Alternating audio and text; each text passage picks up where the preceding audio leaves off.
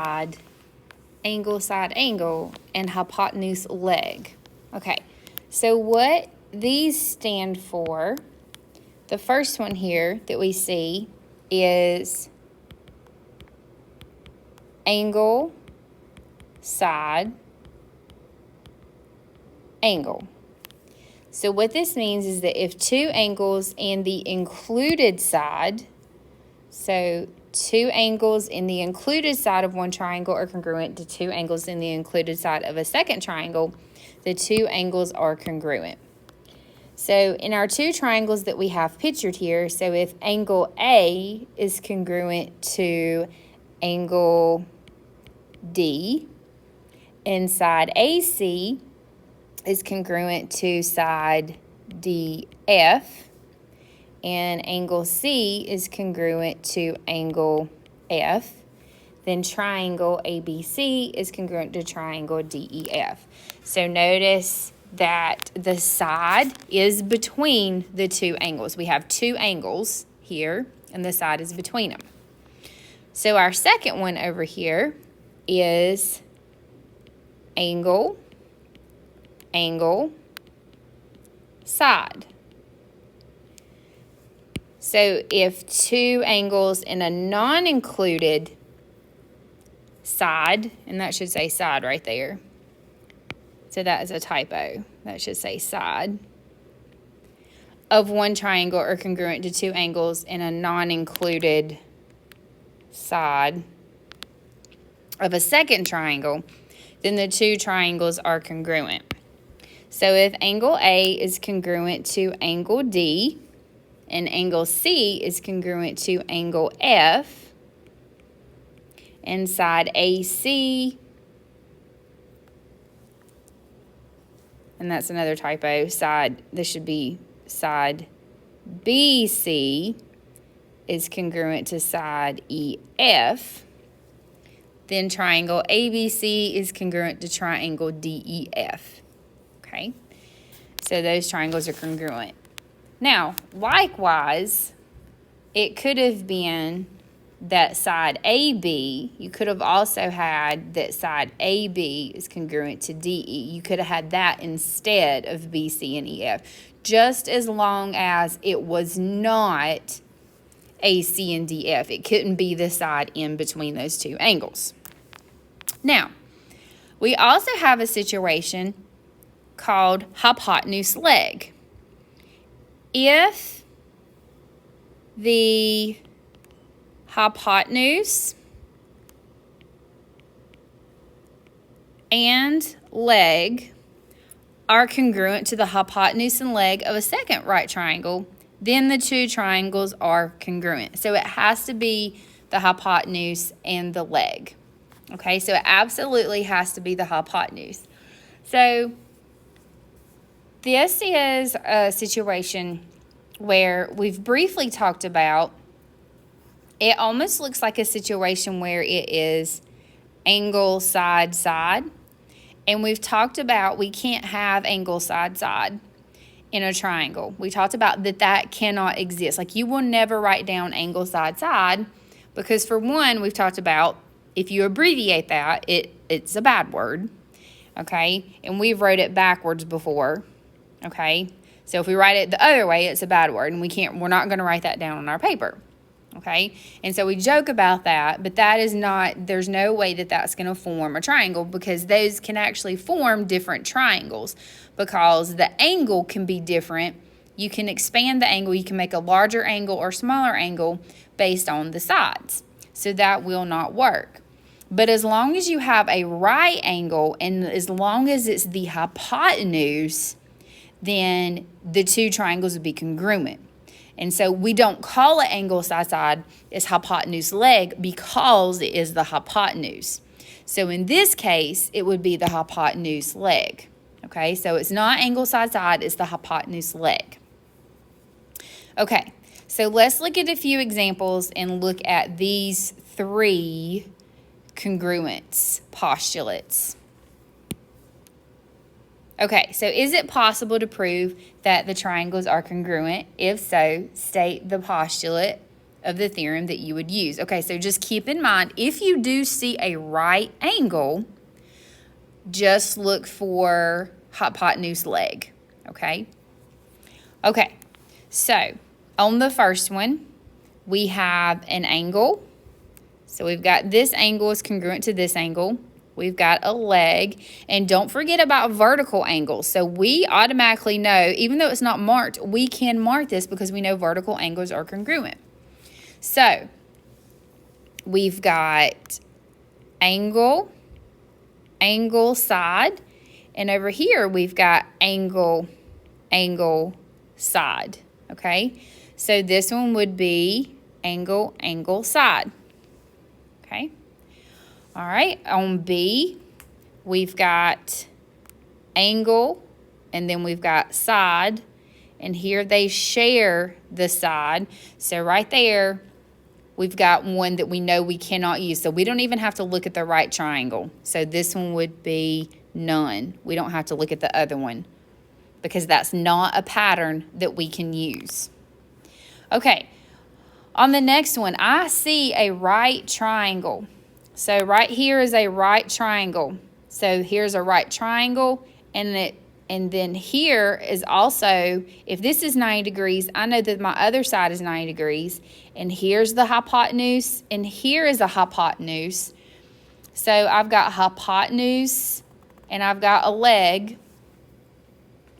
And so I've got the hypotenuse, and I need one more leg marked, okay? I don't have another leg marked. So since I don't have another leg marked, this one is going to be none. I only have the hypotenuse marked. I need one more leg marked to know that this is congruent. So this one would be none. Okay. Example 2, very similar. We're just identifying which postulate it is. So here is an angle, here is a side, here is an angle. I want to make sure I've got the same pattern in this one. So here is an angle, there's a side, there's an angle. So this one would be angle, side, angle. I want to make sure I have the same pattern in both triangles. So for example, E. Okay, so this is an interesting one because I've got a right triangle. So that kind of tells me I'm probably looking for maybe hypotenuse leg. I've got the hypotenuse, okay? So now I want to make sure I'm looking for a leg. So notice what's going on here. They share this little part right here. They share that part. And then this part is marked congruent. So since that part is marked congruent, then I know that, these parts are the same. So I know that basically this leg in this triangle is going to be the same as this leg in this triangle. So I do know that I can use hypotenuse leg for E. Okay, on F, once again, I see a right triangle. And the hypotenuse is marked, so I want to see a leg. Well, they share a leg. They share the leg right here. So this one would be hypotenuse leg. All right, on G, I've got side, side, and there's an angle. But that's not a pattern I can use. There's that ASS pattern, which we have talked about, we cannot use. So I'm not even going to check the other triangle because this one triangle has a pattern that we cannot use. So this one would be none. All right, and then on H, so here is a right angle. And then here is a hypotenuse. Okay, I don't have another leg. But what I do have here is I do have an angle. So so be careful on some of these. Don't automatically think it is going to be hypotenuse leg. Sometimes it's not. So let's see what pattern we do have. I do have angles, okay? I do have matching right angles. I've got a side and I've got angle here. So if I look here, I've got the pattern of, if I go in order here, I've got angle, angle, side. If I kind of cycle through there. Let me do that a different color so you can see a little better. So it goes from angle, angle, side. And same thing here, it goes angle, angle, side. So that one right there, whoops, would be angle, angle, side. Okay, so moving on. Example 3, state the third congruence that must be given to prove that the triangles ABC is congruent to DEF using the indicated postulate or theorem.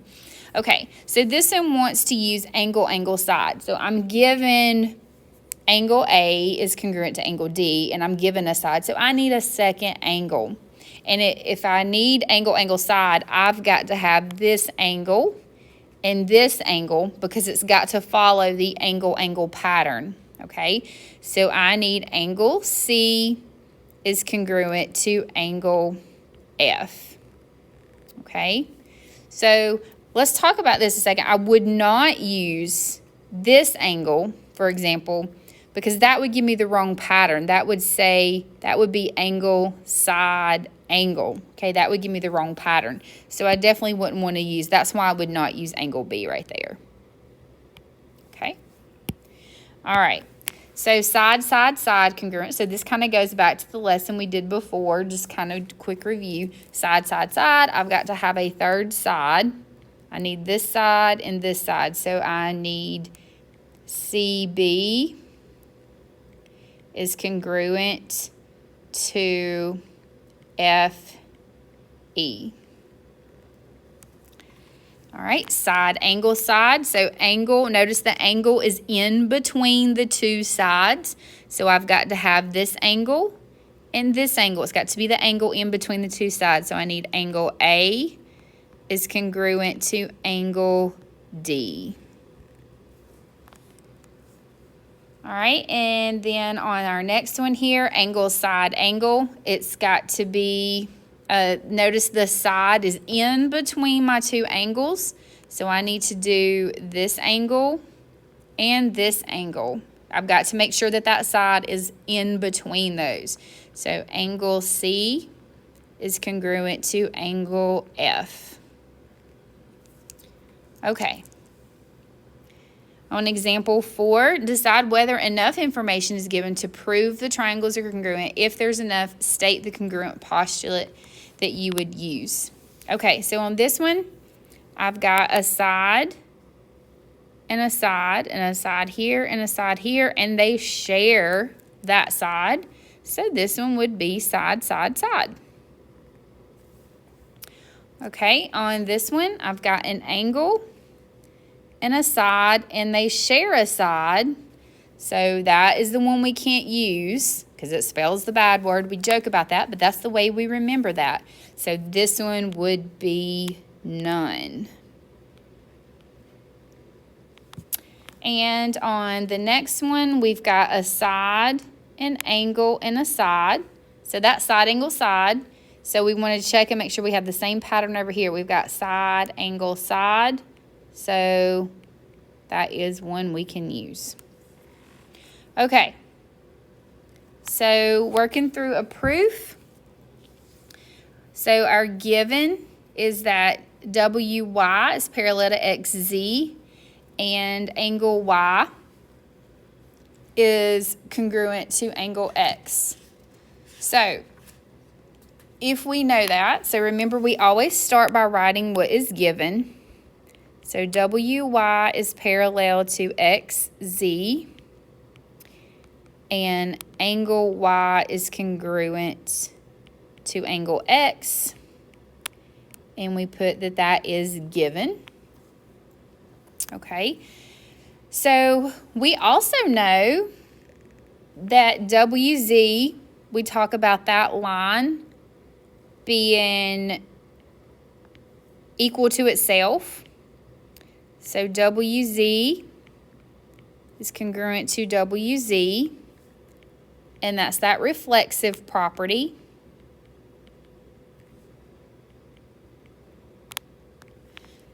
Okay, and now we want to talk about, we can say that this angle is congruent to this angle. We've got those parallel lines. And remember, that's just those, well, let's label these angles first. So we'll say angle ZWY is congruent to angle WZX. And those are alternate interior angles. Okay, we talked about alternate interior angles last unit because remember, those are just the parallel lines cut by a transversal. Remember, we talked about interior angles, so if I just kind of extend those lines a little bit, those are just alternate interior angles is all those are. Okay, it's the same thing there. And so now, if you notice, here's our pattern. If I change colors here, here's our angle, angle, side. So we have our angle, angle, side pattern. So now we have enough to prove that triangle WYZ is congruent to triangle ZXW because of angle, angle, side.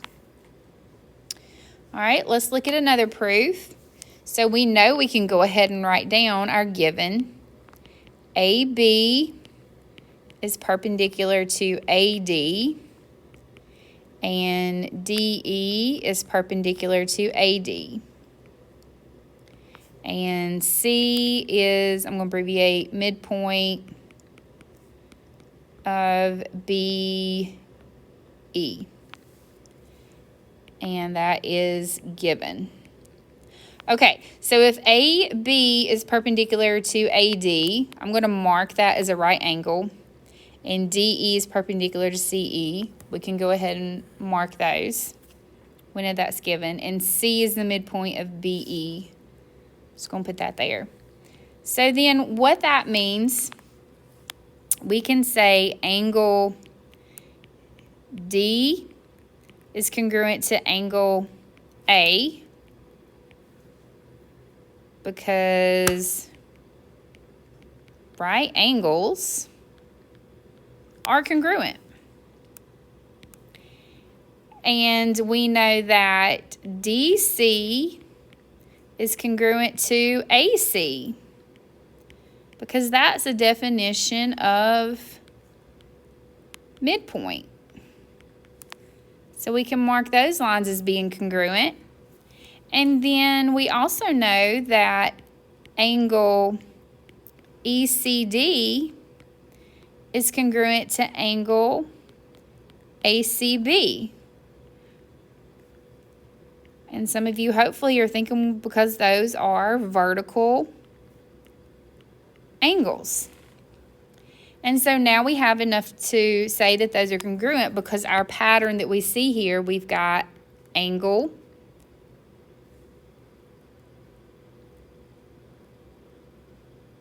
oh, I marked the wrong things congruent. Let me back up a little bit. I just noticed I marked the wrong midpoint. Let me back up here.